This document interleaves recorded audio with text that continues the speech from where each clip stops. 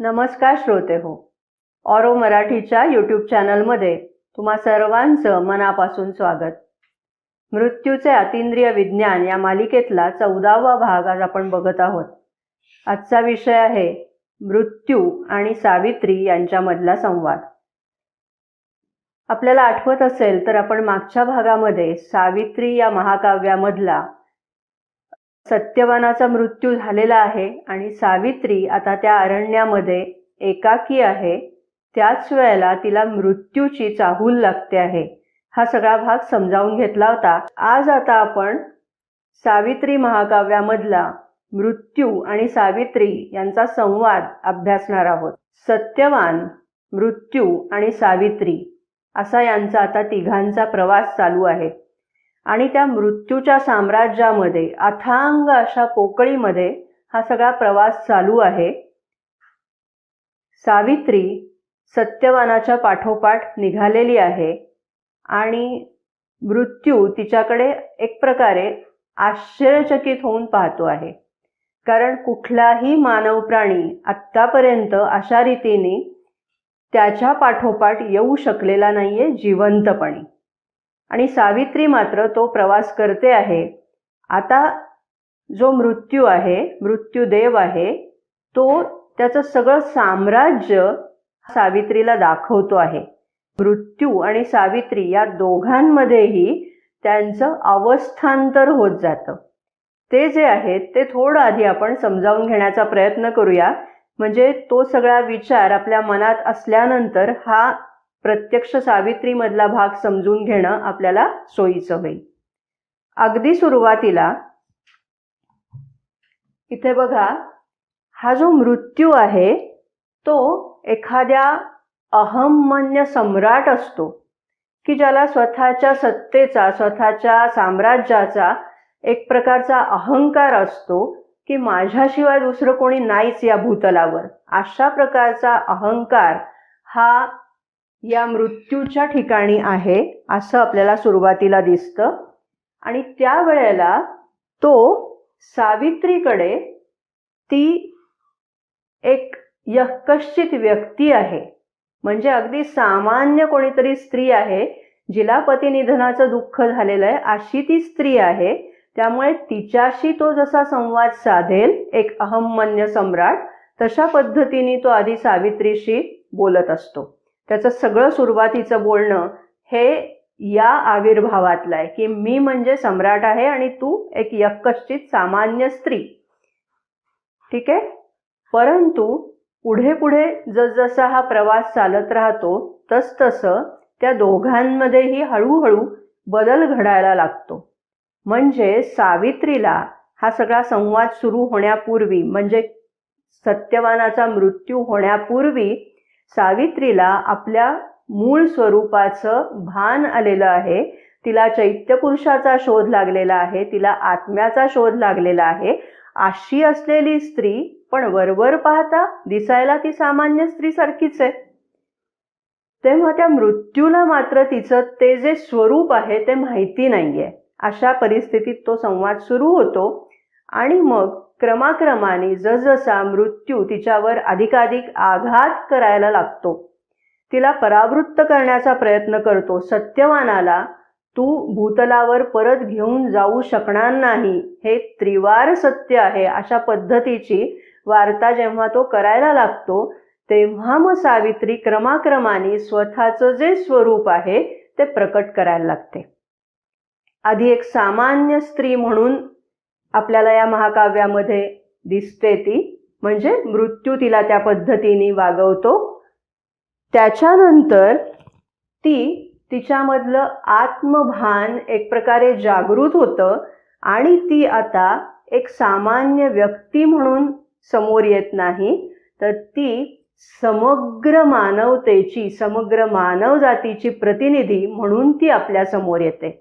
आणि या विश्वाच्या योजनेमध्ये मानवाला श्री अरविंदांनी जे एक अत्यंत महत्त्वपूर्ण स्थान देऊ केलेलं आहे म्हणजे श्री अरविंदांनी ती मांडणी केलेली आहे, ते स्थान दिलेलं आहे उत्क्रांतीच्या प्रक्रियेमध्ये. या प्रकृतीनेच मानवाला एक महत्त्वाचं स्थान दिलेलं आहे.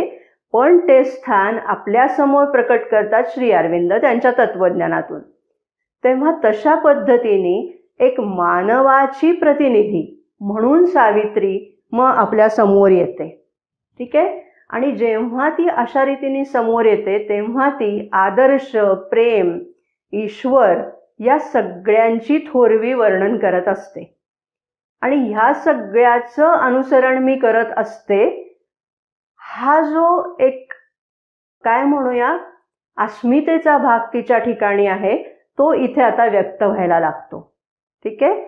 त्यावेळेला या सम्राटाला हळूहळू जाणीव व्हायला लागते की आपल्यासमोर उभी असलेली ही जी स्त्री आहे ती सामान्य स्त्री नाही, ती आपल्या तुल्यबळ आहे. हे आता एव्हाना त्याच्या लक्षात यायला लागतं.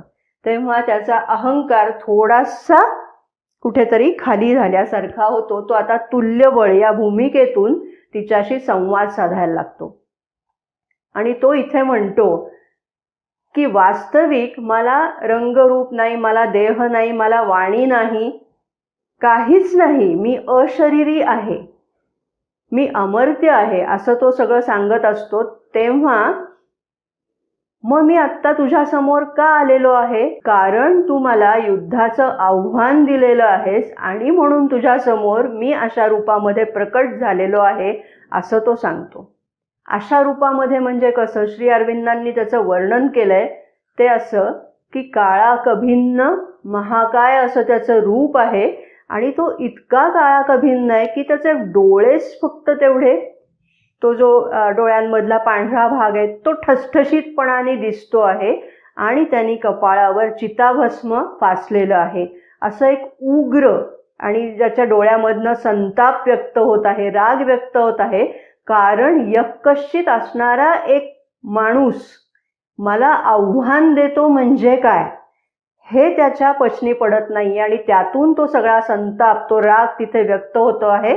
आणि त्या रागाचं त्याचं ते असलेलं सगळा आविर्भाव तिच्या समोर प्रकट होतो. अगदी चित्रमय असं ते वर्णन श्री अरविंदांनी केलेलं आहे. मृत्यू आणि सावित्री यांच्यामधला आता हा संघर्ष होतो आहे. आणि दोघंही तोडीस तोड आहेत. म्हणजे वास्तविक जो मृत्यू म्हणून आहे, मृत्यू ही एक संस्था आहे असं आपण मागच्या अनेक भागांमध्ये पाहिलेलं आहे. तेव्हा मृत्यू ही जी संस्था आहे, जी या विश्वाच्या नियंत्रणासाठी तयार झालेली संस्था आहे, ती संस्था एकीकडे आणि एक सामान्य माणूस म्हणून सावित्री, असा जर आपण विचार केला तर हा मुकाबला काही समतुल्य नाहीये. परंतु जेव्हा सावित्री एका वेगळ्या भूमिकेवर आरूढ होते, म्हणजे मी सामान्य स्त्री नाही तर मी मानवतेची प्रतिनिधी आहे असं म्हणून जेव्हा ती संवाद साधायला लागते, तेव्हा ते दोघंही परस्परांशी एका समान पातळीवर येऊन संवाद साधतात.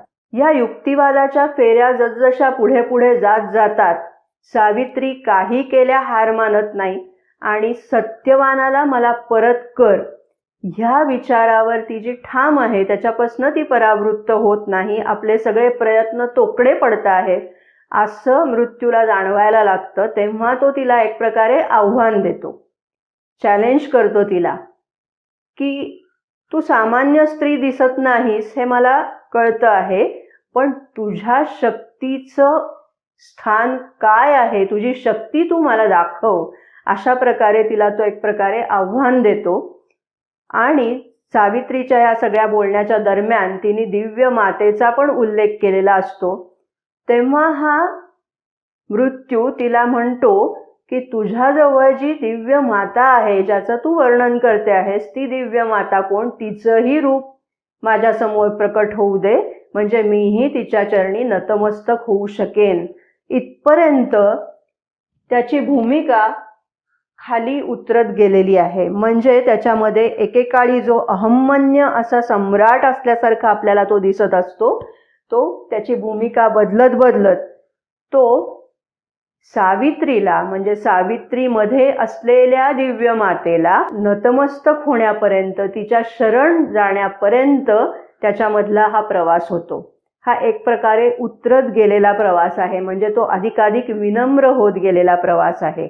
आणि त्याच वेळेला सावित्री जेव्हा मृत्यू तिला अशा प्रकारचं आव्हान देतो, तेव्हा मग सावित्री स्वतःमधलं दिव्य मातेचं रूप प्रकट करते आणि मग मृत्यू तिला शरण येतो. अशा प्रकारचा हा सगळा संवादाचा क्रम आहे, हे आपल्या लक्षात येतं इथे. आणि त्याच वेळेला आणखीन एक महत्त्वाची गोष्ट लक्षात येते, ती अशी की आपण मागच्याही भागामध्ये हे पाहिलेलं आहे की मृत्यू हा टिकून राहू पाहणारा भूतकाळ आहे आणि सावित्री हा उदयाला येऊ पाहणारा भविष्यकाळ आहे. हे सगळं उत्क्रांतीच्या दृष्टीने समजून घ्यायचं आहे. म्हणजेच आता उत्क्रांतीची जी वाटचाल इथपर्यंत आलेली आहे, त्यामध्ये मृत्यू आज जरी अटळ दिसत असला तरी भविष्यामध्ये अशी शक्यता निर्माण होणार आहे की मृत्यू हा अटळ असणार नाही, तर मानवच स्वतःमध्ये अशा रीतीने रूपांतरण करू शकेल की ज्यामुळे त्याला मृत्यूची आवश्यकता भासणार नाही. हा उदयाला येऊ पाहणारा जो भविष्यकाळ आहे, ज्याचा निर्देश मदर श्री अरविंदांनी अतिमानव आणि त्याच्याही पुढे येऊ पाहणारा जीव म्हणजे अतिमानसिक जीव, ह्या ज्या दोन श्रेणी असणार आहेत त्या अमर्त्य अशा श्रेणी असणार आहेत. आणि म्हणून ही जी सगळी मृत्यू आणि सावित्री यांच्यामधले हे जे संवाद आहेत, ही जी काही सगळी वाटचाल चाललेली आहे, हा सगळा जो प्रवास चाललेला आहे, तो कुठून कुठे चाललाय, तर तो मर्त्यतेकडून अमर्त्यतेकडे चाललेला प्रवास आहे.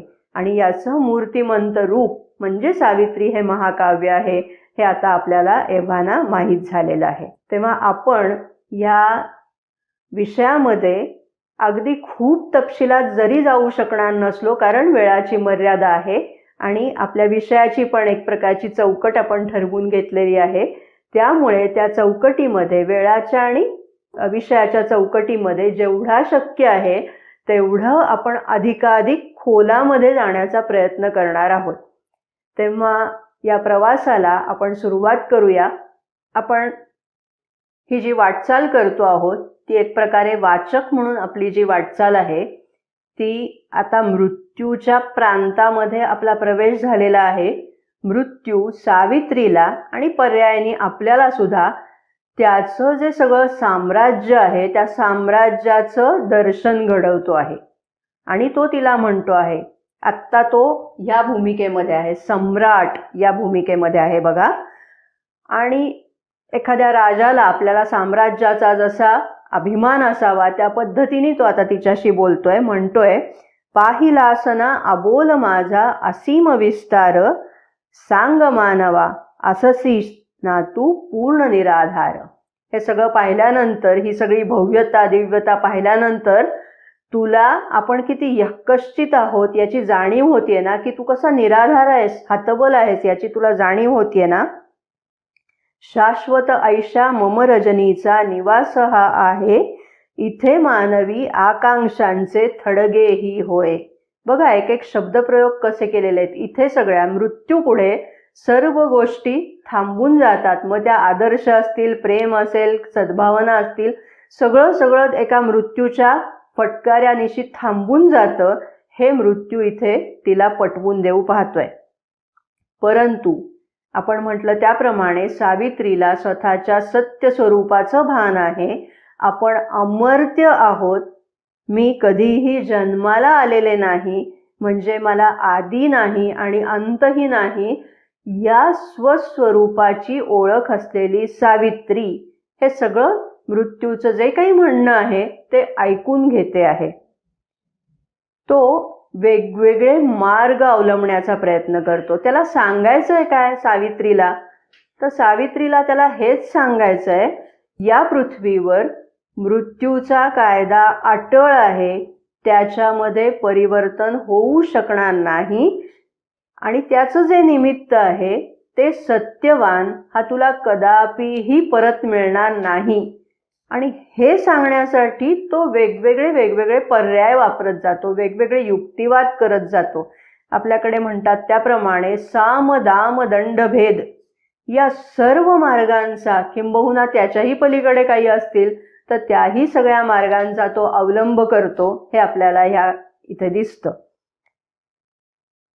तो प्रथम तिला आधी आत्ता स्वतःच्या साम्राज्याचं दर्शन घडवतो, म्हणजे एक प्रकारे तिला नामोहरम करण्याचा प्रयत्न करतो, तिच्यामध्ये न्यूनगंड निर्माण व्हावा अशा प्रकारे तो वर्तणूक करतो. आणि नंतर त्यानेही ती खचत नाहीये असं पाहिल्यानंतर तो तिला शिक्षेची भीती दाखवतो. कसली शिक्षा? जेव्हा एखाद्या व्यक्तीच्या वाट्याला दुर्दैव येतं तेव्हा तिच्या मनात पहिल्यांदा हा विचार येतो बघा, की मी काहीतरी चुकीची गोष्ट केलेली असेल, मी काहीतरी पाप केलेलं असेल आणि म्हणून त्याचा परिणाम म्हणून मला हे दुर्दैव वाट्याला आलेलं आहे. तीच भूमिका तो इथे घेताना दिसतोय बघा. तो म्हणतो, although thou has survived the unborn void which never shall forgive.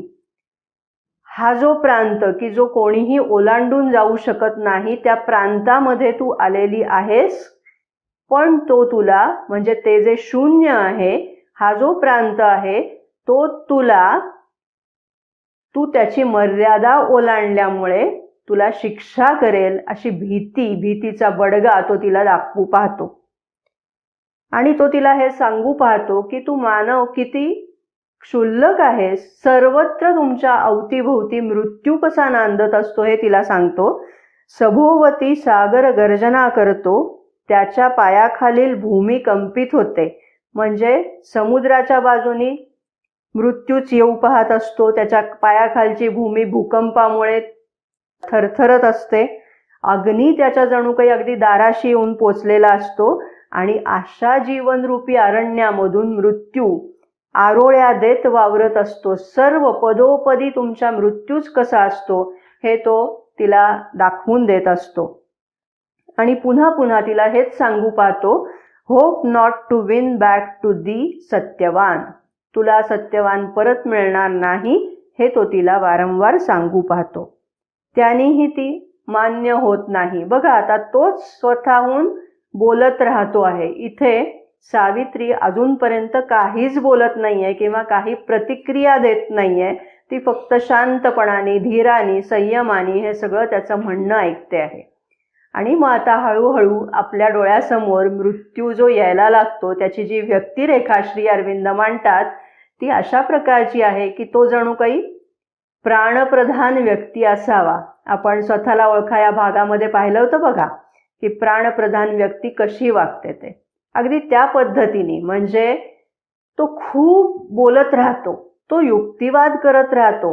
आणि ते युक्तिवाद सुद्धा कसे, तर तो आत्ता एक बोलेल, 5 मिनिटांनी वेगळंच काहीतरी अगदी बरोबर त्याच्या परस्पर विरोधी असं म्हणावं अशा प्रकारचं तो बोलेल. तो एक प्रकारे हेकेखोर आहे. स्वतःचा हेका काही सोडायला तो तयार होत नाहीये. अहमन्य आहे हे तर पाहिलंच आपण. आणि तर्कदुष्ट अशा प्रकारचे युक्तिवाद तो करत राहतो. असा हा मृत्यू आपल्याला ह्या सावित्रीमध्ये भेटतो. आता ती मान्य होत नाहीये असं म्हटल्यानंतर तो तिला लालूच दाखवतो. हे जे तुझं दुःखी कष्टी जीवन झालेलं आहे, तर जेणेकरून तुला दिलासा मिळेल अशा काही गोष्टी मी तुला भेट देतो असं म्हणून तो तिला लालूच पण दाखवतो आहे. तेव्हा सावित्री इथे प्रथमच काय म्हणते बघा. आणि इथे या संपूर्ण महाकाव्यामध्ये सावित्रीची जी भूमिका आहे तीच एक प्रकारे इथे स्पष्ट होते. ती म्हणते, हे मृत्यू, ना विनीत होईन कधी तुझ्या चरणी. मी तुझ्या चरणी कधीही नतमस्तक होणार नाही. मानवास तू भय दाखवसी, असत्य ही वदसी, वास्तव नससी. वास्तव नससी आपण पाहिलंय मागे, हे बघा.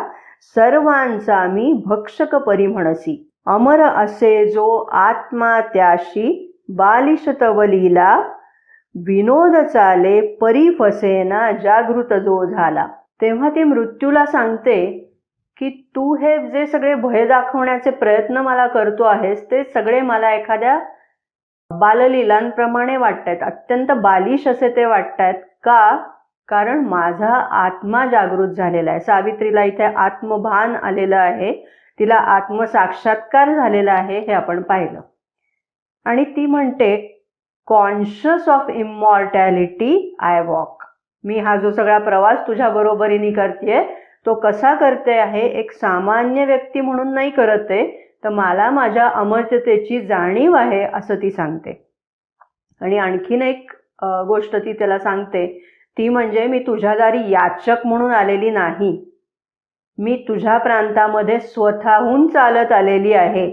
तेव्हा एक याचक तुझ्याकडे याचना करतोय अशा भूमिकेतनं तर तू माझ्याकडे पाहशील तर ते चुकीचं ठरेल, ह्याचीही जाणीव ती त्याला करून देऊ पाहते. पण कोणीही न केलेली गोष्ट मी केलेली आहे, मी ते करण्यास सक्षम झाले, म्हणून तू जर मला वरदान देऊ इच्छिणार असशील तर मी तुझ्याकडे वरदान मागते असं म्हणून ती म्हणते की सत्यवान या वनामध्ये जेव्हा राहत होता, लहानपणी त्याची जी काही सगळी स्वप्न राहून गेलेली असतील अरण्यात राहायला लागल्यामुळे, ती सगळी त्याची जी स्वप्न आहेत, त्याला जे हवं होतं त्याच्या बालपणी, ते सगळं तू त्याला परत कर असं ती त्याला सांगते. आणि हे करता येणं शक्य असेल तर कर, शक्य नसेल तर तसंही मला सांग असंही ती त्याला म्हणते. अर्थात परत इथे लक्षात घ्या की जो प्राणप्रधान व्यक्ती आहे, जो अहमन्य आहे, त्याला अशा रीतीने कोणीतरी जेव्हा एक प्रकारे आव्हान देतंय की तुला शक्य आहे का बघ, तर तेव्हा तो त्या आव्हानाला प्रतिसाद त्याच पद्धतीने देणार. आणि म्हणून सावित्रीला तिने जे मागितलेलं आहे ते म्हणजे, आपल्याला तो कथाभाग माहिती आहे की सत्यवानाचे जे वडील आहेत द्युमत्सेन, ते अंध झालेले असतात आणि त्यामुळे त्यांना राज्यपदाचा त्याग करायला लागलेला असतो. तर त्यांना त्यांची दृष्टी पण परत मिळते आणि त्यांचं साम्राज्य पण त्यांना परत मिळतं. हे सगळं सावित्री जे वरदान मागते आहे त्यातून तिने प्राप्त करून घेतलेलं आहे. ते प्राप्त झाल्यानंतर पुन्हा मृत्यू तिला सांगू पाहतोय की आता तरी तू परत जा. तेव्हा ती ते मान्य करत नाही. तो आता कायद्याचा बडगा तिला दाखवू पाहतोय. पण सावित्री काय म्हणते बघा, वर्ल्ड स्पिरिट, त्याला ती उद्देशून म्हणते, वर्ल्ड स्पिरिट आहे तो, I was thy equal spirit born. तुल्यबळतेची ती मानवाची प्रतिनिधी आणि म्हणून मी तुझ्याशी तुल्यबळ आहे असं ती त्याला सांगून देते. I was thy equal spirit born, I am immortal in my mortality. मी मर्त्य असून सुद्धा अमर्त्य आहे. कारण आता आपल्याला त्याचं कारण माहिती आहे. हे विधान ती का करते, कारण मृत्यू तर येतोच आहे, पण तरीही मी अमर्त्य का, याचं कारण चैत्य पुरुषाच्या माध्यमातून जीवाचा तो सगळा प्रवास जन्मोजन्मी कायम चालू असतो आणि त्या अर्थाने तो अमर्त्य असतो, याची जाणीव सावित्रीला आहे. आणि त्या भूमिकेतनं ती त्याच्याशी बोलते आहे. ती म्हणते, तू सत्यवानाला मला परत कर आणि तसं जर करणार नसशील तर तू जिथे जिथे सत्यवानाला घेऊन जाशील तिथे तिथे मी तुझ्या बरोबरीने येणार आहे असं ती सांगते. ती स्वतःच्या ईश्वराचा, म्हणजे ती ज्याची पूजा अर्चना करते, ज्याच्यावर तिची श्रद्धा आहे, तो ईश्वर कसा आहे हेही ती त्याला सांगून देते. My God is love and sweetly suffers all. To him I have offered hope for sacrifice. माझा देव कोण आहे, तर साक्षात प्रेम हा माझा देव आहे आणि तो माझ्यासोबत सुखदुःख अनुभवत असतो हे ती त्याला सांगते. तो कोणीतरी दूरस्थ, ज्याला मानवी सुखदुःखाची काही पर्वा नाही आहे, असा तो निर्गुण निराकार नाही आहे, तर माझा ईश्वर हा वेगळा आहे हे ती त्याला सांगते. मग परत एकदा मृत्यू तिला स्वतःची थोरवी सांगायचा प्रयत्न करतो. काय म्हणतो बघा, I only am eternal and endure. तू इटर्नलच्या, तू इमॉर्टॅलिटीच्या गप्पा मारू नकोस, मीच केवळ एकटा अमर्त्य आहे असं तो म्हणतो. I am a timeless nothingness carrying all. I am the illimitable, the mute alone. I, death, am he, there is no other god. ती जेव्हा प्रेमाच्या देवतेविषयी बोलते आहे तेव्हा मृत्यू तिला म्हणतो की तुझा देव वगैरे काही अस्तित्वात नाहीये, मीच तो देव आहे, मीच एकमेव देव या पृथ्वी तलावर राज्य करतो, असं तो तिला सांगू पाहतो बघा. आणि स्वतःचं वर्णन आणि मानवाची यक्कश्चित्ता तो काय पद्धतीने सांगतो बघा. आपल्याला ते वाचून काटा येतो अंगावरती. बघा, मानवास मी साधन केले, गुलाम तो झाला, जन्मही घ्यावा, हनन करावे, ही माझी लीला. जन्म मृत्यू ही सगळी माझी लीला आहे असं तो म्हणतोय. पुढचं वाक्य बघा, देह मानवी पक्वान्नची हे माझ्या ताटात. मानवाचा देह हे जणू काही माझ्या ताटात असलेलं पक्वान्न आहे. जीवन त्याचे सदाच मला भक्ष असे होतं आणि त्याचं भक्षण मी करत असतो असं तो इथे सांगतो आहे. परत तो सांगतोय, I death am the one refuse of दाय सोल. तुझ्या आत्म्याला एकमेव आश्रय म्हणजे मी आहे.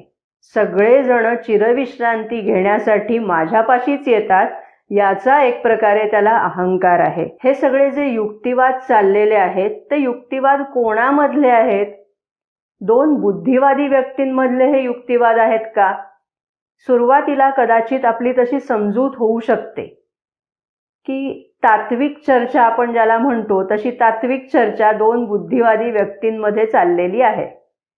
पण ते तसं नाही. सावित्री सांगते बघा, O death who रिझनेस्ट.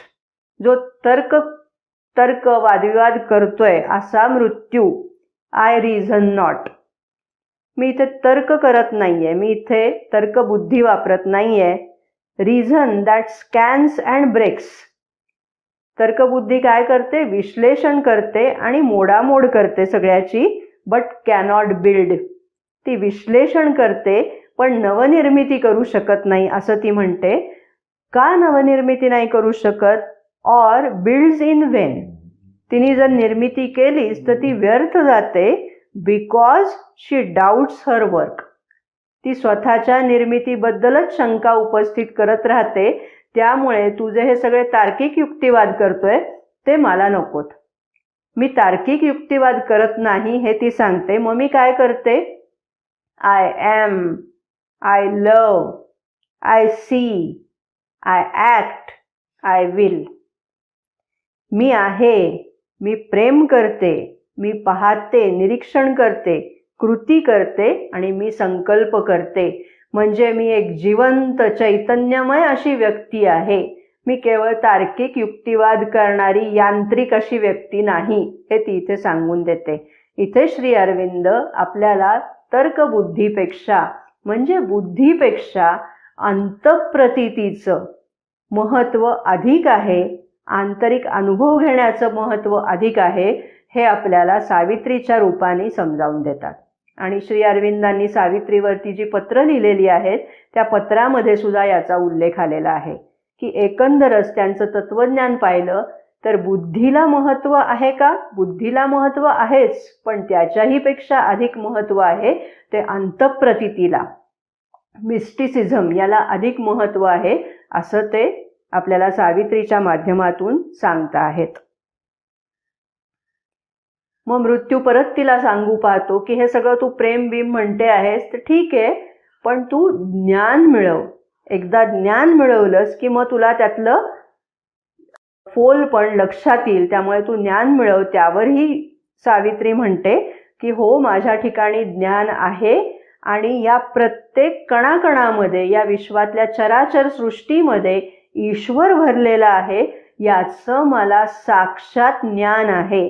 Knowledge by identification या पद्धतीने ते ज्ञान आहे असं सावित्री इथे त्याला सांगू पाहते. हा आत्तापर्यंतचा जो सगळा संवाद झालेला आहे तो पुढच्या सगळ्या संवादाची एक प्रकारे पायाभरणी म्हणता येईल अशा प्रकारचा आहे. युक्तिवादाचे सगळे महत्त्वाचे मुद्दे अगदी आंशिक रूपात का होईना पण आत्ता झालेल्या भागामध्ये येऊन जातात आणि पुढच्या सगळ्या संवादामध्ये त्याची तीव्रता, त्याची मात्रा वाढत राहते. मृत्यू अधिकाधिक तीव्रतेने ह्या गोष्टी सांगत राहतो आणि सावित्री परत त्याला तोडीस तोड अशा पद्धतीने सांगत राहते. प्रत्येक वेळेला ती त्याच्यापेक्षा एक पायरी वर आहे हे आपल्या या संवादामधनं लक्षात येत राहतं. आणि इथे मग मृत्यूचं वर्णन केलेलं आहे बघा. हे सगळं आपण आधीच्या भागांमध्ये समजावून घेतलंय, पण ते अगदी कमीत कमी शब्दामध्ये इथे कसं येतं ते बघण्यासारखं आहे. मृत्यू नाही नाश परिते साधन एक असे, ज्याच्या योगे जीवन धागा अखंड राहत असे. हे आता आपल्या लक्षात आलंय बघा की मृत्यूच्या मुळे जीवन धागा अखंडित राहतो. मृत्यू पुन्हा जेव्हा आपण व्यक्ती जन्माला येते, नवरूप धारण करून येते, नवचैतन्य घेऊन ती येते आणि तो जीवनाचा धागा कसा सतत चालू राहतो, तेव्हा मृत्यू हा विनाश करणारा नाहीये, तर तो साधन आहे हे इथे ते सांगतायत. बघा परत थोडक्या शब्दात आलंय. मृत्यू आहे सोपानची हा द्वार एक आहे. मृत्यू हे दार आहे. जन्म जन्म तो आत्मा त्यातून पार जात आहे. वृद्ध झालेली व्यक्ती ती त्या दारातून पलीकडे जाते आणि नवे चैतन्य धारण केलेलं बालक बनून ती त्या दारातून परत येते या पृथ्वी तलावर. असं ते दार आहे. चाबूक आहे पाठीवर जो अमरत्वाने तो. मृत्यू म्हणजे कोण आहे? आत्ता पाहिलं त्याप्रमाणे मृत्यू साधन आहे, मृत्यू पायरी आहे, मृत्यू दरवाजा आहे. आणि आता इथे काय म्हटलं? मृत्यू हा पाठीवर उगारलेला चाबूक आहे. आणि त्या चाबकाकडे बघून म्हणजे आपल्याला मृत्यू आहे याचं भान माणसाला असल्यामुळे तो सत्य शिव सुंदरतेचा ध्यास घेतो, तो अमरत्वाचा ध्यास घेतो. तो चाबूक नसता तर तो त्याच्या छोट्याशा जीवनामध्ये तसाच वावरत राहिला असता. सत्य शिव सुंदराची किंवा भव्य दिव्य उदात्ततेची त्यांनी कधी आस बाळगली नसती. त्यामुळे मृत्यूच्या चाबकाला महत्व आहे हेही इथे ते श्री अरविंद आपल्याला सांगून देतात. आता ह्या ज्या गोष्टी आहेत म्हणजे सत्य शिव सुंदर असेल, भव्य दिव्यता असेल, उदात्तता असेल, या सगळ्या गोष्टी किंवा प्रेम असेल, आदर्श असेल, या सगळ्या गोष्टींचा मृत्यू इथे उपहास करू पाहतो. त्या मानवरूपी प्राण्याला एक प्रकारे तो डिवचतो आहे इथे, असं आपल्या लक्षात येतं बघा. कशासाठी?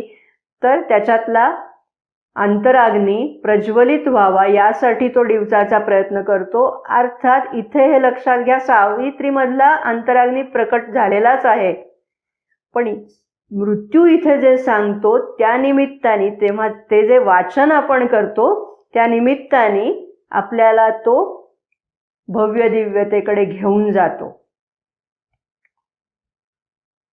तो प्रेमाचा उपहास करताना म्हणतो, हे प्रेम वगैरे कसलं? प्रीती कसली थरथर ती हे अणुतव देहाचे.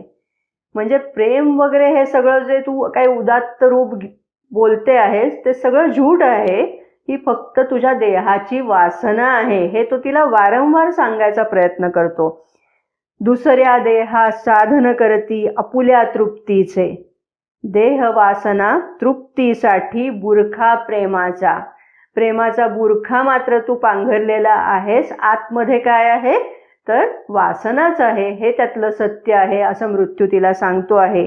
मन एकाकी रमेन म्हणून आश्रय आणण्याचा. एकाकीपणाने जीवन जगणं अवघड जातं म्हणून कुठल्या तरी दुसऱ्या देहाची त्याला गरज पडते आणि त्याला तुम्ही मानव प्रेम असं संबोधता. अशा रीतीने तो तिला अतिशय त्या प्रेमाचं महत्त्व कमी करण्याचा प्रयत्न करतो. तो तिला हेही सांगू पाहतो की ज्या दिव्य जीवनाची पृथ्वीवर तू स्वप्न पाहते आहेस ते दिव्य जीवन पृथ्वीवर येणं केवळ अशक्य आहे. का अशक्य आहे?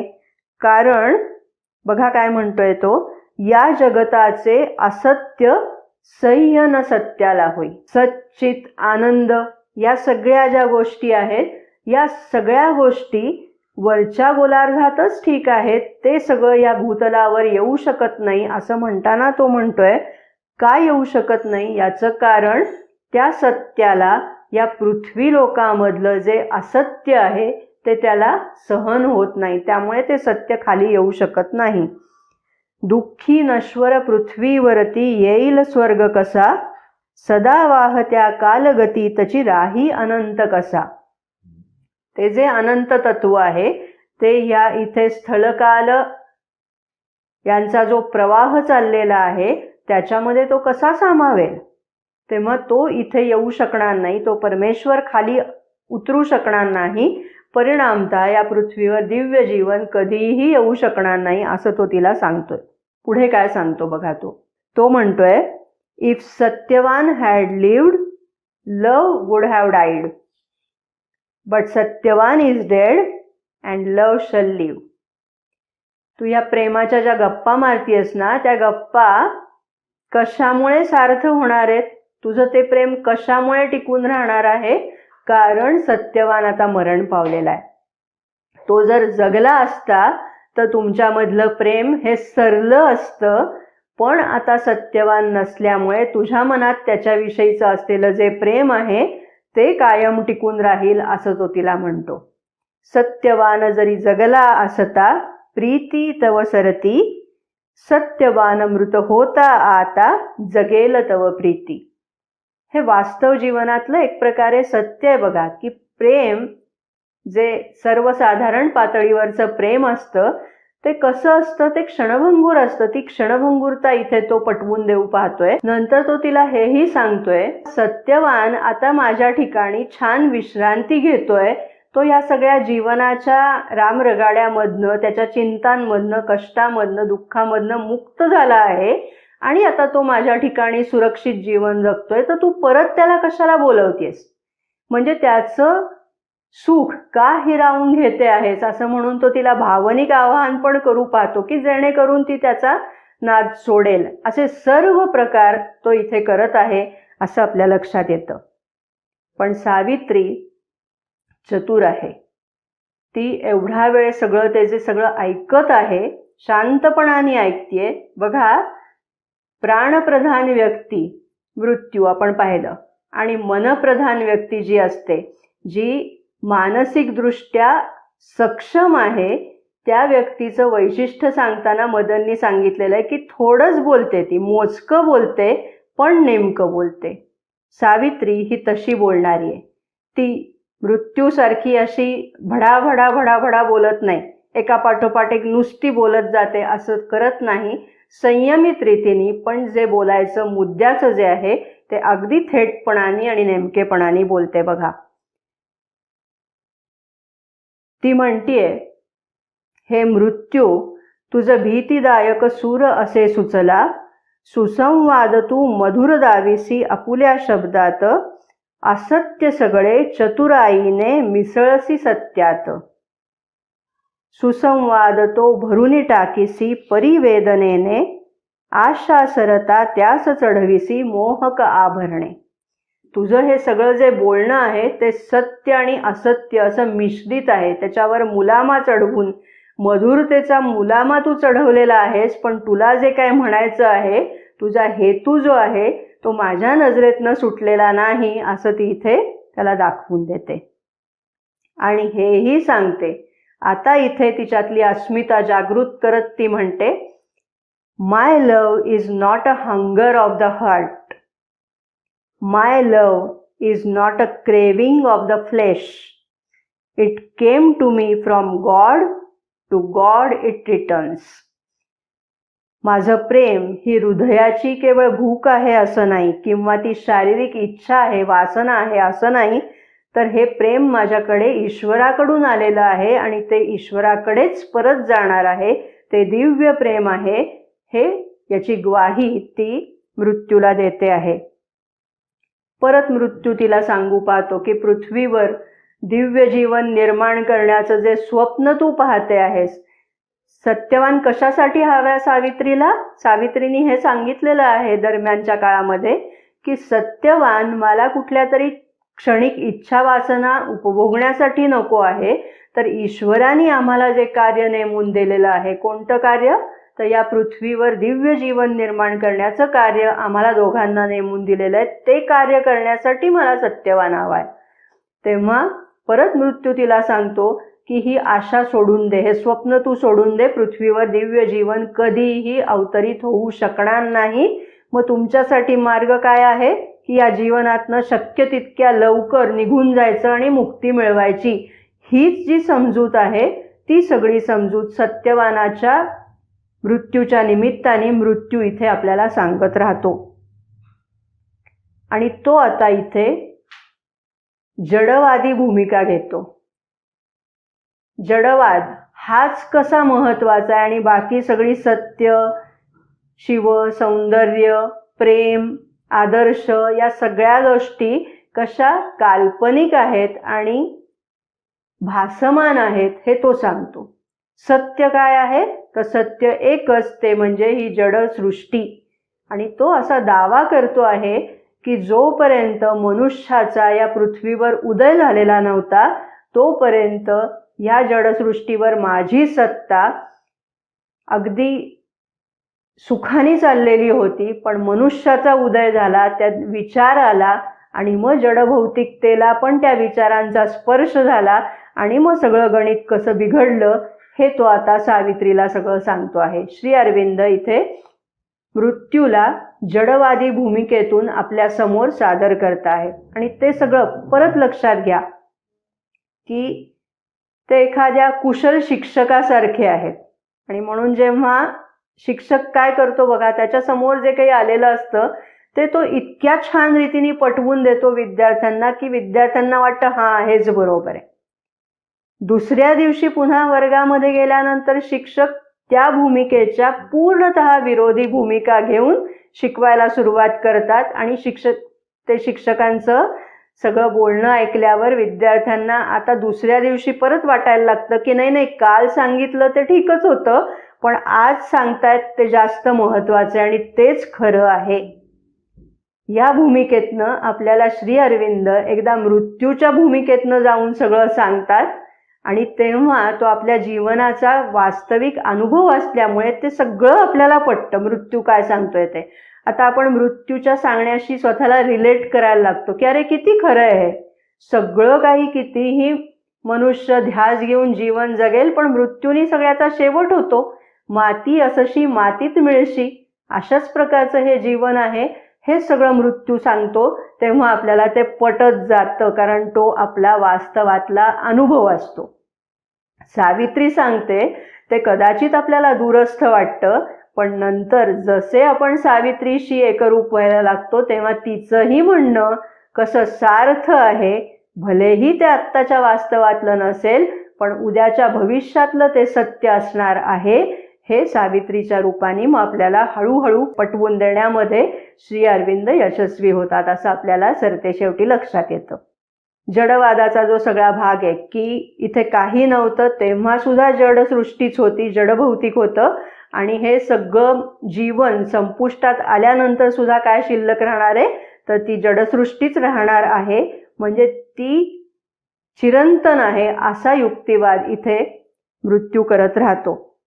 मृत्यू तिला हर प्रकारे पटवून देण्याचा प्रयत्न करतोय आणि ज्या मानवासाठी तू अमरत्व घेऊन जाऊ पाहते आहेस, म्हणजे ते वरदान तू मिळवू पाहते आहेस, ते अमरत्व हे वरदान न ठरता शापच कसा ठरेल हे मृत्यू आता तिला पटवून देतोय बघा. अमरत्वाचा वरही मिळाला समज मानवाला, शापची होईल खासच होईल असह्य मर्त्याला. पदोपदी मग दुःख वेदना छळतील त्या जीवा. इथे मृत्यू तिला सांगू पाहतोय की मानव आत्ता ज्या स्थितीत आहे त्या स्थितीत तो अपूर्ण दशेमध्ये आहे आणि तो तसाच असताना जर त्याला अमरत्व प्राप्त झालं तर त्याला त्याचं आहे ते जीवन असह्य होईल. कारण दुःख वेदना छळ या सगळ्या गोष्टी आहेत आणि ते तसंच दीर्घकाळ चालू राहील.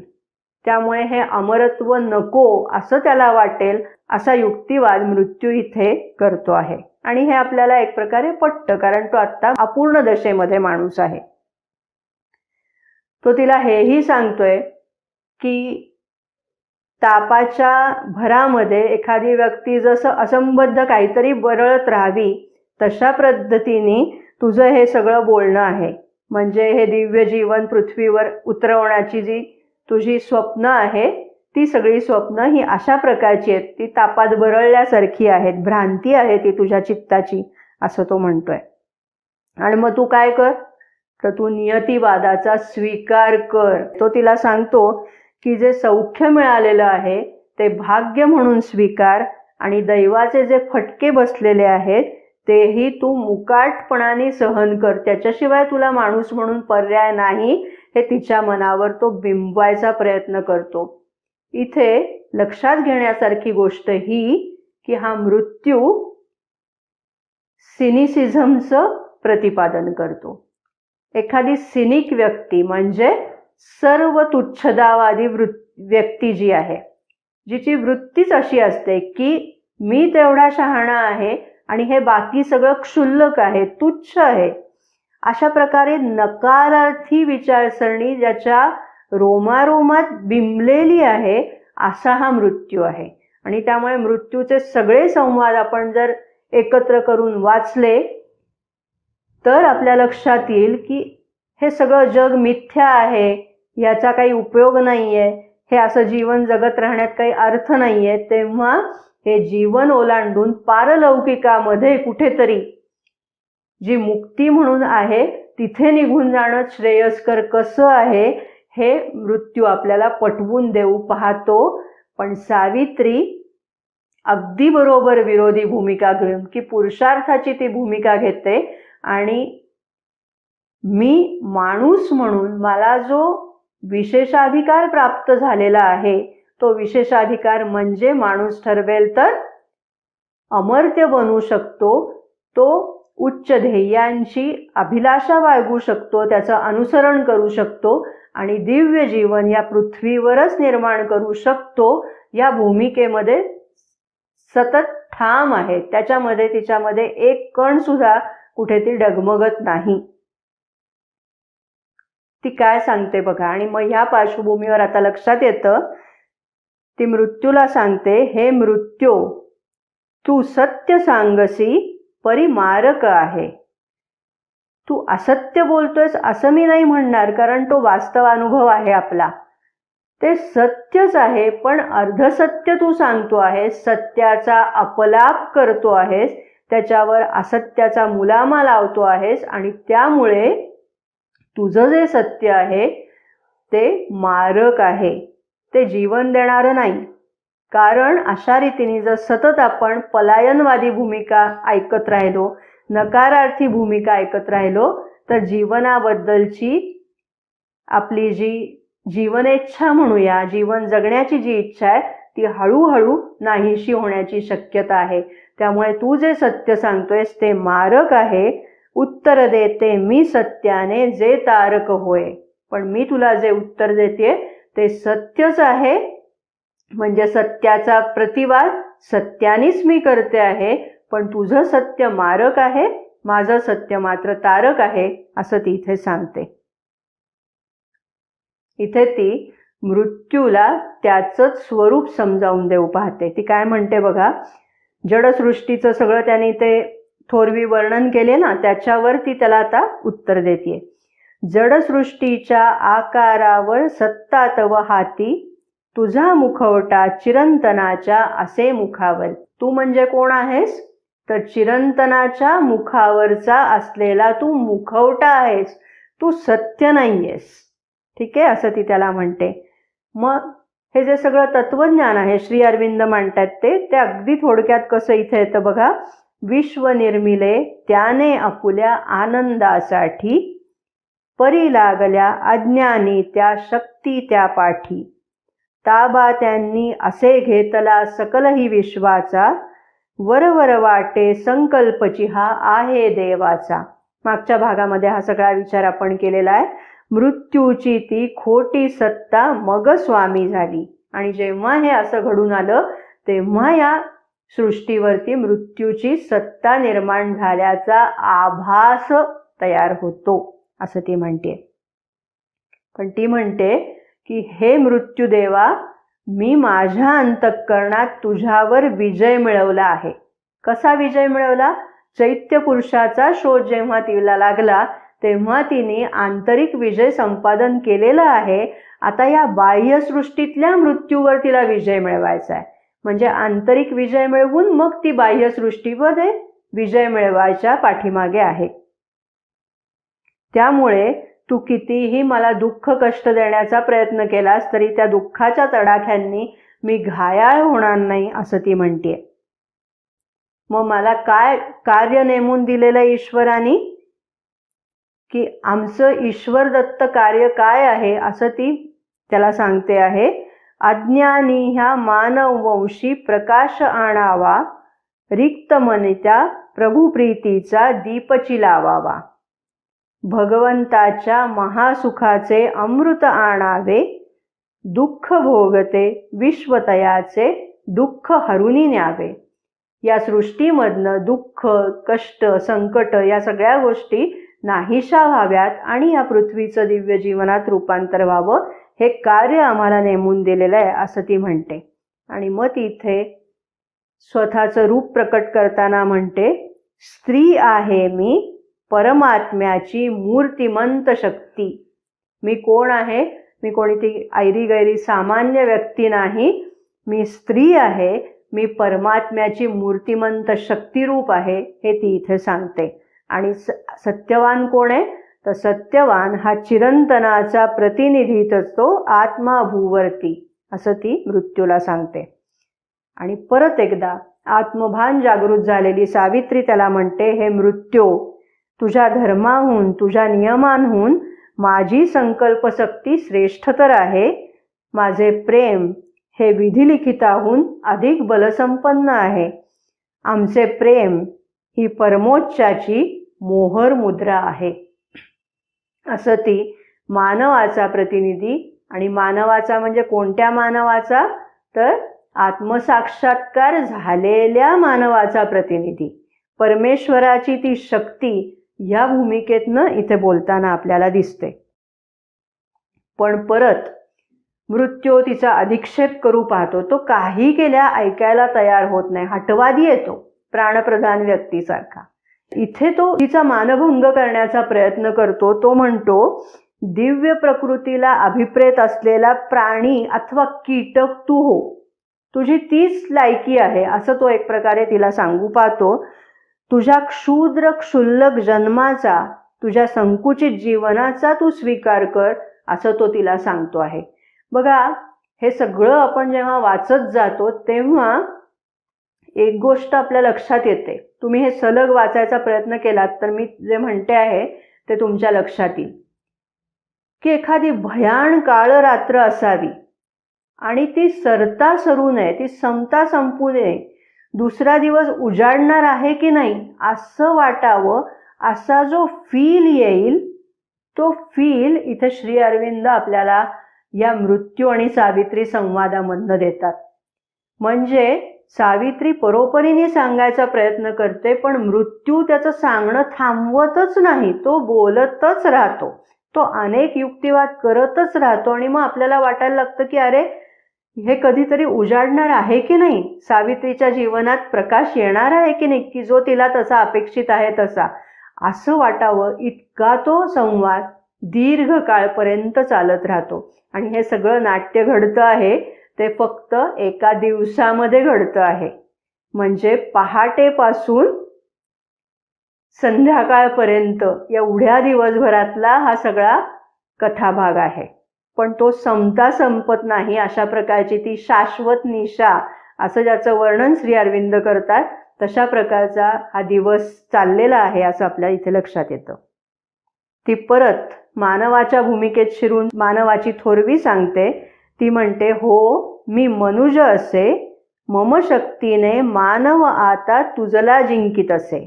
मी निमित्त मात्र आहे, माझ्या रूपाने मी हा जो लढा तुझ्याशी देत आहे त्या निमित्ताने समग्र मानव हा तुला जिंकून घेणार आहे, म्हणजे मृत्यूवर विजय मिळवणार आहे माझ्या माध्यमातनं असं ती म्हणते.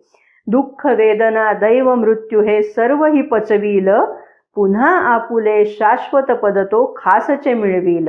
हे मानवाबद्दल ती अभिमानाने सांगू पाहते आहे. आणि मी म्हणजे कोण आहे? पुन्हा ती सांगते, मृत्यू माझी मानवता हा मुखवटाच आहे. ठीक आहे. सर्व शक्तियुत परिपरमात्मा आत लपून राहे. माझ्यामध्ये म्हणजे मी मानव आहे हा मुखवटा आहे आणि माझ्यामध्ये कोण आहे तर परमात्मा लपून बसलेला आहे असं ती सांगते. परत मृत्यू तिला सांगू पाहतो. जी पारंपरिक समजूत आहे बघा. देवा सन्मुख होईल त्याने जग हे सोडावे, आत्म्यामध्ये वसेल त्याने ममत्व टाकावे. म्हणजे जग आणि ईश्वर या दोहोंमध्ये पारंपरिकरित्या एक विरोध कल्पण्यात आलेला आहे की या दोन गोष्टी विरोधी आहेत आणि त्यामुळे ज्याला ईश्वर हवा आहे त्यांनी हे जग सोडून दिलं पाहिजे आणि ज्याला हे जग हवं आहे त्यांनी ईश्वर वगैरे या गोष्टींच्या नादी लागू नये असा परस्परांमध्ये विरोध असल्याचं सांगितलं जातं. तेच तत्वज्ञान इथे मृत्यूच्या मुखातनं श्री अरविंदांनी इथे सांगितलेलं आहे आणि मग सावित्री त्याचा प्रतिवाद करणार आहे. शेवटी अगदी मृत्यू हे सगळे युक्तिवाद करत राहतो, ते संपता संपत नाहीत. सावित्री त्याला तोडीस तोड उत्तर देते, किंबहुना त्याच्याही पेक्षा आपण म्हटलं त्याप्रमाणे एक पायरी वर जाऊन उत्तर देते. पण एका क्षणाला कुठेतरी मृत्यूला हे कळून चुकतंय की आपला हिच्या पुढे काही पाडावं लागणार नाही, ही आपल्यापेक्षा बलशाली आहे हे त्याला कळून चुकलंय, पण तो मान्य करायला तयार होत नाही. आतनं कळलंय पण मान्य करायला तयार होत नाही. तो तिला शेवटचं एक आव्हान टाकतो आणि तो म्हणतो की अतुल तुझे बल दावी मजला सिद्धची तू करुनी, मुक्त कशी तू होशील पाहिन मम नियमामधुनी. तू जे सगळ्या भाषा करतीयस सगळी की मी नवीन सृष्टी निर्माण करीन वगैरे, नवीन नियमांची रचना करीन, तर हे काही शक्य नाहीये आणि जर शक्य असेल तर मला तुझी शक्ती दाखव तरच मी हे मान्य करीन. तो शक्तिवान आहे ना, त्याला बोलणं पुरेसं पडत नाही. तो म्हणतो तुझी शक्ती मला दाखव. आणि मग आता ती काय म्हणते बघा. शक्तीची तिला जाणीव आहे, ती आता कशी व्यक्त होते बघा. ती सावित्री आता मृत्यूला म्हणते, सत्य पाहती जरी नयन तव तरी पाही मजला. तुला सत्य पाहता येत असेल तर माझ्याकडे नीट बघ.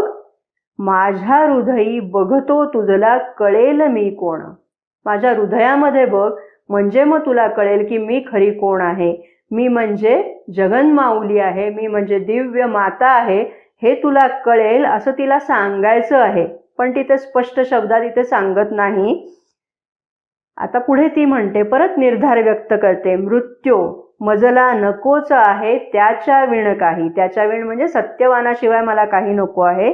मान्य करी तू निमूट तुझला अन्य गती नाही. आता तुला ते मान्य करावंच लागेल, तुला कुठलाही पर्याय शिल्लक नाहीये, तेव्हा तू ते मान्य कर ना असं ती त्याला सांगते. मग त्याच्यावर आता थोडंसं हास्यास्पद वाटावं की मृत्यू किती केविलवाणा झालाय बघा इथे, की सावित्री काय सांगतेय, कुठल्या उंचीवर जाऊन हे सगळं सांगतेय आणि तो तिला परत एक काहीतरी वरदान देण्याची गोष्ट करतोय. तो तिला म्हणतोय की मी तुला सुंदर कन्या देतो, पुत्र देतो आणि मग तू त्याच्यामध्ये रमून जाशील आणि मग तुला सत्यवान वगैरे ह्या सगळ्या गोष्टींची विसर पडेल. तेव्हा किती हास्यास्पद हे विधान वाटतं हे आपल्याला इथे लक्षात येतं. तेव्हा ती परत सांगते की हे सगळं जरी तू काही देशील तरी मला ते नको. याचं कारण मी जर या पृथ्वीवर एकाकी गेले तर ही धरणी बहरणार नाही. एकाकी मी परतुनी जाता फुलेल ना धरणी. आणि या धरणीला बहराला आणायचं असेल, ही पृथ्वी विकसित व्हायची असेल तर मला माझ्यासोबत सत्यवान असणंच गरजेचं आहे, हे ती त्याला सांगते. मग नंतर ती ध्यानस्थ बसलेली आहे. परत तो तिला सांगू पाहतो. बघा हे संपतच नाही, दुष्टचक्र असल्यासारखं आहे. मृत्यू तिला परत सांगतो की देव वगैरे सगळं जे तू काही म्हणतेस ते सगळं बरोबर नाही आहे. तो जर असेलच, आधी म्हणतो देव नाहीच आहे, एकदा म्हणतो देव मीच आहे, हे सगळं मीच निर्माण केलंय आणि मीच नाश करतो, त्यामुळे मीच देव आहे, दुसरा कोणी देव नाही. एकदा म्हणतो तुझ्या कल्पनेतनं तू देव निर्माण केलाय, प्रत्यक्षात असं काही नसतो. परत एकदा म्हणतो की देव असलाच तर तो दूरस्थ कुठेतरी आहे, निर्विकार आहे, त्याला तुम्हा मानवांच्या सुखदुःखाशी काही घेणं देणं नाहीये. तेव्हा तुम्ही प्रार्थना वगैरे सगळ्या ज्या करतात त्या फोल आहेत, त्या त्याच्या कानावर पडतच नाही. तो त्याच्या आनंदामध्ये निमग्न असतो. तेव्हा हे सगळं फोल आहे हे पुन्हा पुन्हा तो तिला सांगू पाहतो आणि तो म्हणतो की तो तुम्हा सगळ्यांना शिक्षा देतो आहे, तुमचं जीवन हीच शिक्षा आहे असं त्याला म्हणायचं आहे. आणि तो तिला म्हणतो की सगळेजण ज्या मुक्तीची आकांक्षा बाळगतात ती मुक्ती मी तुला देतो, आता तरी मागे फिर, आता तरी पृथ्वीवर परत जा. तरीही सावित्री काही ऐकत नाही आणि तेव्हा तिचे विधान आहे ते महत्वाचं आहे बघा.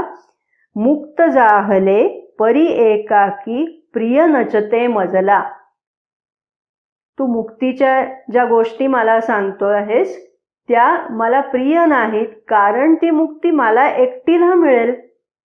पण हृदय जाहले माझे एकची सर्व हृदयांशी. मला विश्वात्म्याचा साक्षात्कार झालेला आहे आणि त्यामुळे या चराचरामध्ये भरून असलेला ईश्वर म्हणजे माझंच रूप आहे, मी त्यांच्याशी तादात्म्य पावलेले आहे आणि त्यामुळे मुक्ती मिळावी वाटे मजसम अवघ्या विश्वाशी. मला एकटीच्या मुक्तीची पर्वा नाही, तर या प्रत्येकाला, जो माझा सखा सोबती आहे त्या प्रत्येकाला मुक्ती मिळावी अशी माझी आस आहे. आकांक्षा करी जग मी त्याचे प्रतिनिधित्व करते, ब्रह्मांडास्तव मी मुक्तीची आकांक्षा धरते. मला एकटीची मुक्ती नको, हे समग्र विश्व मुक्त झालं पाहिजे, म्हणजेच दिव्य जीवनामध्ये त्याचं रूपांतरण झालं पाहिजे. ही जी धारणा आहे श्री अरविंदकृत पूर्णयोगाची, ती धारणा इथे सावित्री अगदी सरतेशेवटी बोलून दाखवते. बघा ती परत म्हणतीये, चिरंतनाचा हक्क मागते मम इच्छाशक्ती, मजला व्हावी भगवंताच्या निमिषांची प्राप्ती. अगदी मदरनी असं म्हटलंय त्याप्रमाणे की या शरीरातली प्रत्येक पेशींपेशी अमर्त्यत्वाची आस बाळगते आहे आणि त्याच्यासाठी माझा हा सगळा झगडा आहे असं मदरनी एके ठिकाणी म्हटलेलं आहे. सावित्री म्हणजे मदरचीच भाषा सावित्री बोलते. सावित्री आणि मदर या दोघींमध्ये एक अनोखं सहसंबंध आहे असं आपल्या लक्षात येतो. बघा ती परत दिव्य जीवनाचं स्वप्न कसं मांडते आहे. सुंदरता ते प्रेमही आहे पडले बंदित. आत्ता या जीवनाची स्थिती कशी आहे की सुंदरता, प्रेम, सौंदर्य या सगळ्या गोष्टी बंदिवान झालेल्या आहेत. आज्ञा प्रभूची आहे त्यांना करावेच मुक्त. युद्ध निशा या संकटातून विश्व मुक्त व्हावे, आत्म्याने मग प्रेम त्यातून येथे फुलवावे. भीषणतेतून सुंदरता ती परतून आणावी, ज्ञानदेवता धाग्यामधून व्यक्तही करवावी. स्वतंत्रता ही अशीच आहे देवाने दिधली, विश्व तरावे यासाठी ही योजनाच केली. आणि त्या योजनेचा भाग म्हणून मनुष्य प्राणी या सगळ्या योजनेमध्ये एक महत्वाची कामगिरी पार करू शकतो असं ती इथे बोलून दाखवते आहे. तो सावित्रीला आता अजून परत आव्हान देतो आहे आणि तो तिला सांगतो आहे, तव आत्म्याच्या सामर्थ्याची ओळख जरी पटली, ठीक आहे मला कळलंय तू कोण आहेस ते, पण सत्यवान मी तुझला देईन प्रतिज्ञाच केली. कधी देईन मी तुला सत्यवान? बघा, शक्तिमंत ती जगन्माऊली तुझ जवळी असली, तरी दावी मज वदन समज मी शरणागती दिधली. ती जी दिव्य माता तुझ्याजवळ आहे असं तू म्हणते आहेस, त्या दिव्य मातेचं रूप मला दाखव, म्हणजे मी तिच्या चरणी नतमस्तक होऊ शकीन, मीही तिला वंदन करीन. असं आता या भूमिकेपर्यंत मृत्यू विनम्रतेच्या स्थितीपर्यंत आलेला आहे. तो शरण एक प्रकारे आलेला आहे, त्या भूमिकेत तो आलेला आहे. मृत्यूने तिच्यासमोर जे आव्हान केलेलं आहे त्या आव्हानाला प्रतिसाद म्हणून आता सावित्रीमधलं आत्मतेज प्रकट होतं आणि तिच्यामध्ये दिव्य मातेचं जे रूप आहे ते रूप त्याच्यासमोर प्रकट करते. आत वसतसे माय जगाची तीच प्रकट होई, तेजोवलही त्या मातेचे येई बाहेरी. सावित्रीच्या मुखावरी त्या तेजाच्या लहरी. आणि तेव्हा मग मृत्यू तिला शरण आलेला आहे. इथे मृत्यू त्याचे जे सखे सोबती आहेत त्यांचा सहारा घेण्याचा प्रयत्न करतो. त्याच्यासाठी तो रात्रीला पाचारण करतो, नरकाला हाक देतो, अचेतनतेला हाक देतो, पण कोणीही त्याच्या मदतीला धावून येत नाही. आणि हे दिव्य मातेचं तेज पाहिल्यानंतर एक प्रकारे तो तिच्यामध्ये विरघळून जातो.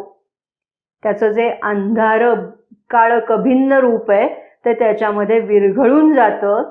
पण तेव्हा सावित्री त्याला परत सांगते, काय सांगते बघा, की हे मृत्यू, तुझं जे कार्य आहे तेही महत्वाचं आहे. अजूनपर्यंत मनुष्य प्राणी तेवढा विकसित झालेला नाही की जो स्वतःमध्ये रूपांतरण करेल आणि मृत्यूची आवश्यकता राहणार नाही. इतक्या स्थितीपर्यंत मनुष्य अजून आलेला नाही. तेव्हा आता तू माझं साधन बनून तेच कार्य कर. बघा, ती आता दिव्य माता या रूपामध्ये आहे आणि ते कार्य तुला मीच दिलेलं आहे. त्याची आठवण त्याची हरवलेली असते, पण सावित्री म्हणजे दिव्य माता इथे मृत्यूला ते सगळं परत एकदा सांगते. बघा, मीच दिली तुझं भयद आकृती जगात जी गाजे. या जगामध्ये जे मृत्यूचं सगळी ही भयशंकितता आहे ते तुझं जे भयानक रूप आहे ते मीच तुला दिलेलं आहे. तलवार ही मीच दिली तुझं प्रहार जी घाली. तुझ्या हातात जी तलवार आहे, ज्या तलवारीने तू सगळ्यांचे प्राणहरण करतोस, ती तलवार सुद्धा मीच तुला दिलेली आहे. दुःख वेदना तशी भयाची धार तिला आली. भीतीने त्या मानव चाले तेजाच्या वाटे. क्षणभंगुर हे जीवन आपुले हेही त्या कळते. मग अशी आपण जो चाबकाचा सगळा विचार केला ना, मृत्यू हा चाबूक आहे आणि त्यामुळे मनुष्य उच्च ध्येय बाळगतो आणि स्वतःच्या संकुचितपणाच्या पलीकडे जाण्याचा प्रयत्न करतो. तेच एक प्रकारे इथे वेगळ्या शब्दात व्यक्त झालेलं आहे. बघा, मृत्यो ऐसे कार्य नेमुनी दिधले मी तुझला. जिवंत राही अजूनी मृत्यो साधन हो मजला.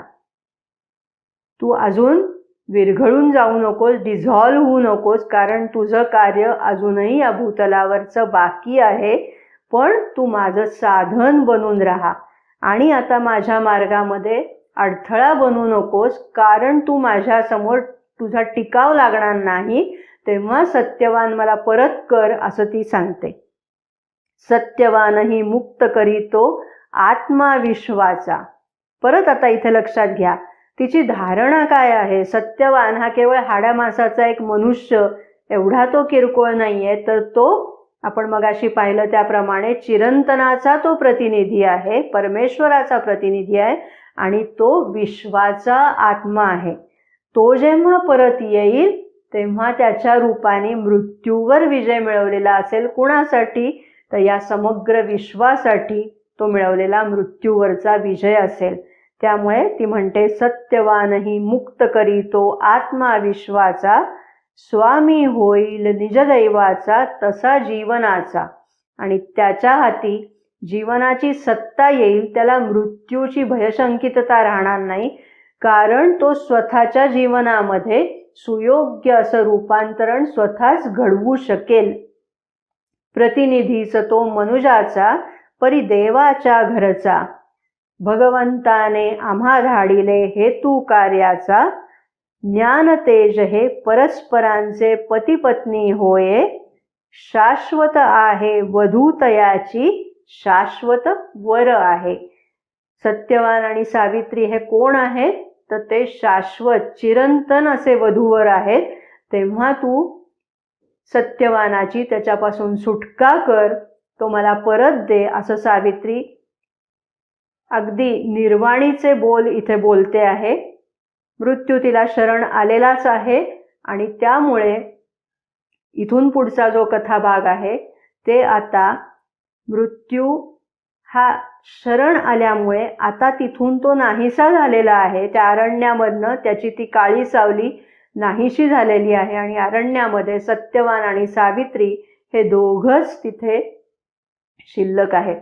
सत्यवानाचे जीवन त्याला परत मिळालेलं आहे आणि मग नंतर ते परत आपल्या जीवनामध्ये परत जातात आणि ईश्वर दत्त कार्य करत राहतात. असा सगळा जो कथाभाग आहे तो पुढे आहे. परंतु सावित्री जेव्हा स्वतःचं दिव्य मातेचं रूप प्रकट करते तेव्हा मृत्यू तिला शरण येतो आणि जो टिकून राहू पाहणारा भूतकाळ आहे, म्हणजे कुठला भूतकाळ, तर जीवन आणि ईश्वर याच्यामध्ये विरोध आहे. तुम्हाला एक हवा असेल तर दुसरी गोष्ट सोडावीच लागेल, हा जो विचार आहे तो विचार भूतकाळामध्ये जमा झालेला विचार आहे. आता नवीन उदयाला येणारा जो भविष्यकाळ आहे तो अमर्त्य असणार आहे.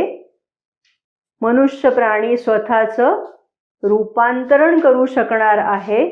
दिव्य जीवनामध्ये या पृथ्वीचं रूपांतरण व्हायचं आहे. अशा प्रकारचा सगळा भव्य दिव्य असा भविष्यकाळ आता सावित्रीच्या रूपाने उदयाला आलेला आहे. अशा रीतीने या महाकाव्याची परिसमाप्ती होते. तेव्हा टिकून राहू पाहणारा भूतकाळ हा येऊ पाहणाऱ्या भविष्यकाळाला शरण जातो आणि भविष्यकाळ नव्या रूपामध्ये आपल्या समोर प्रकट व्हायला लागतो. हे सावित्री महाकाव्याच्या निमित्ताने श्री अरविंदांनी इथे आपल्याला दाखवून दिलेलं आहे. मृत्यू ही जी काही संकल्पना आहे, मृत्यू ही जी काही संस्था आहे, ती नेमकी काय आहे, त्या संस्थेचं कार्य काय आहे, तिचं कार्य ते कुठपर्यंत आवश्यक आहे आणि कोणत्या क्षणी त्याचं ते कार्य संपुष्टात यायचं आहे, या सगळ्याचं पूर्णतः मार्गदर्शन आपल्याला सावित्री या महाकाव्यातून मिळताना दिसतं. तेव्हा मला अशी खात्री आहे की सावित्री महाकाव्याचं जो नित्य निरंतर असं वाचन करेल, त्याचा अभ्यास करेल, त्यामध्ये मांडलेलं तत्वज्ञान समजावून घेण्याचा प्रयत्न करेल, तेव्हा त्या वाचकाला, त्या अभ्यासकाला मृत्यूचं भय राहणार नाही. हे मदरनी देखील आपल्याला सांगितलेलंच आहे. आज आत्ता आपण इथेच थांबूया. पुन्हा भेटूया पुढच्या भागामध्ये. धन्यवाद.